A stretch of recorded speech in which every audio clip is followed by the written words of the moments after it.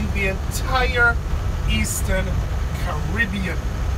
St. Kitts was the first island to be colonized by the English. We were considered to be the mother colony. From St. Kitts, other colonies in other islands were established. But everything here was built first. So welcome now to the oldest town in the entire Eastern Caribbean, Old Road. Now, Old Road was always a port and a fishing town.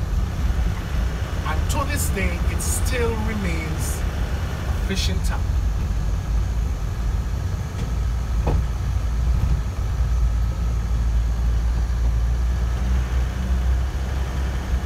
What you're looking at is one of our local beer trucks, which distribute the local Carib beer, which is made here on the island.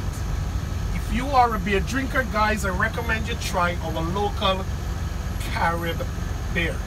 It is said to be one of the best beers in the Caribbean.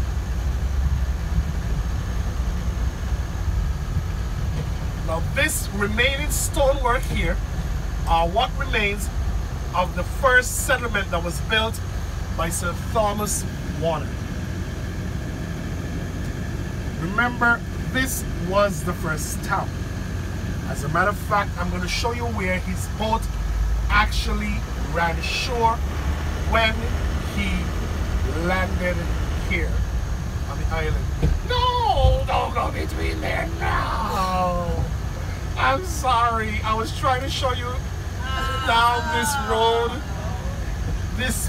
Down this road is a beach where he was landed. I guess we'll do it on the way back.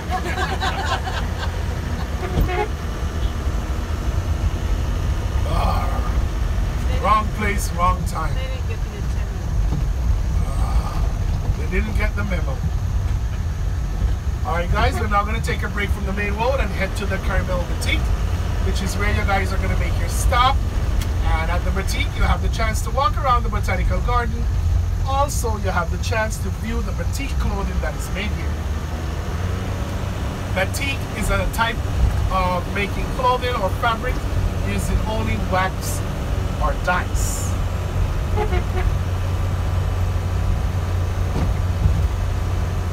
This lady is sporting some of it. This is an example of some of the clothing that you're going to see or fabric at the boutique.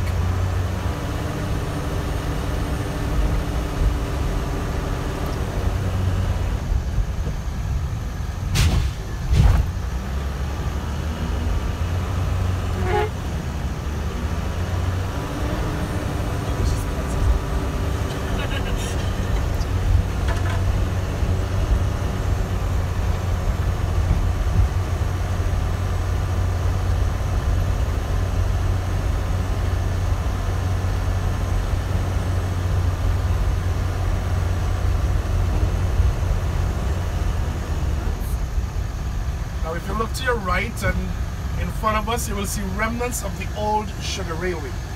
Sugarcane is no longer manufactured here, but when we grow sugarcane and manufacture it for sugar, the railways would run all around the entire island, and locomotives pulling carts would come around collecting the sugarcane, taking it to the factory.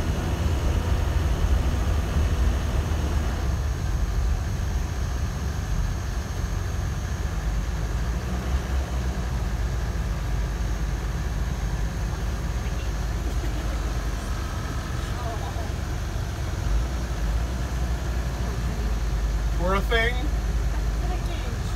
Just don't tell him he's about to be stewed. Oh no! Yes, we eat monkeys here, don't you know? No.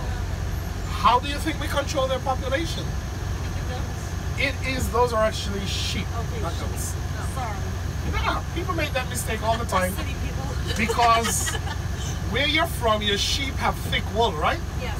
But that would be the equivalent of you wearing your winter jacket from home to the Caribbean. Would you do that? No. You would die from the heat.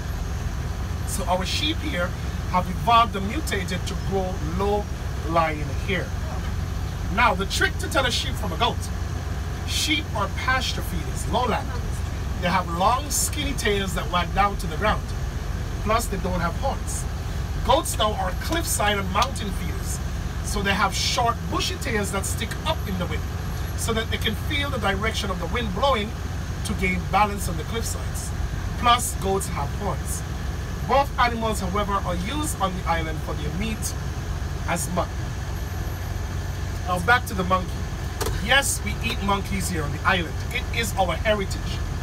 Monkeys were brought here during the slave trade and sugar revolution by the African slaves. They are African green vervet monkeys. Now, why did the Africans bring the monkeys? When the African slaves were first brought to the island of St. Kitts, the French and the English, they were afraid of them. Africans were bigger than they were, stronger than they were. And also because of our black dark skin, we were more resilient to the island's weather and climate than they were. Obviously, we can take more sun. So they were afraid of the slaves. The slaves were also outnumbering the settlers because of how much they brought in to work the plantations. So they were afraid of these slaves. So to keep these slaves intact, they restricted the slaves from eating any meat at all or chicken. This was a cruel means done to keep these slaves weak enough so that they can be controlled. However, still have the strength needed to do the manual labor of the sugarcane fields and also building of the fort. Africans, however, needed a meat source for their diet, so they got an idea. Africans brought over the monkeys as pets. Then a few months after, they started eating these monkeys. When the French and the English realized that the Africans were eating these monkeys, they looked at the monkey, decided, hey, it's a very small animal, it doesn't have much meat, so it can't do much damage. Little did they know, little do you guys know, that monkey's meat is one of the most nutritious meat you can ever eat. Did you know that? No. Monkeys are primarily vegetarians. Monkeys live on a diet of leaves, greens, vegetables, and they drink pure water. Monkey's meat has almost no body fat whatsoever, making it now one of the healthiest meat you can ever eat, almost identical to rabbit's meat. Calvin and only I want to talk to do, other people got other things to do. So why I can't go around the corner and port the people and then park up? Why I got to stop in the middle and block the entire traffic?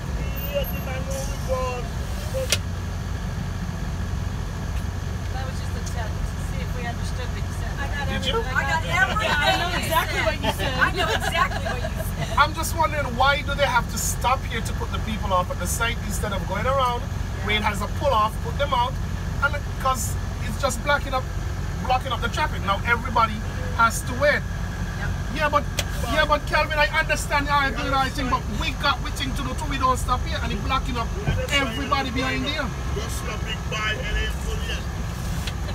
Calvin, you don't understand. Sometimes it makes sense to speak to the vehicles or not the people. The vehicles have more sense. Here is where they made the pull-off.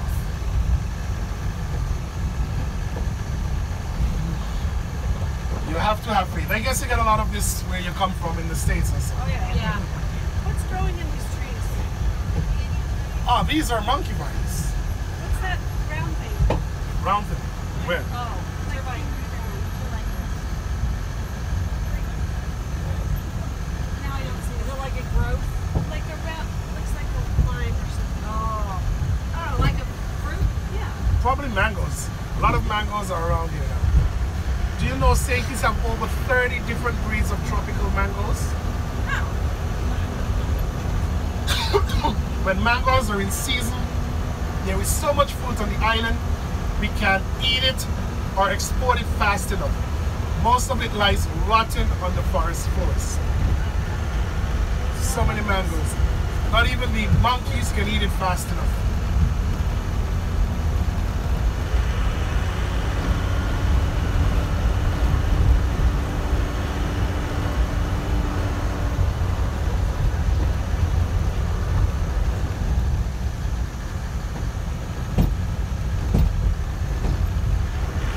Alright guys, welcome to Romney Manor, home of Caramel Boutique, where your guys are going to make your stop.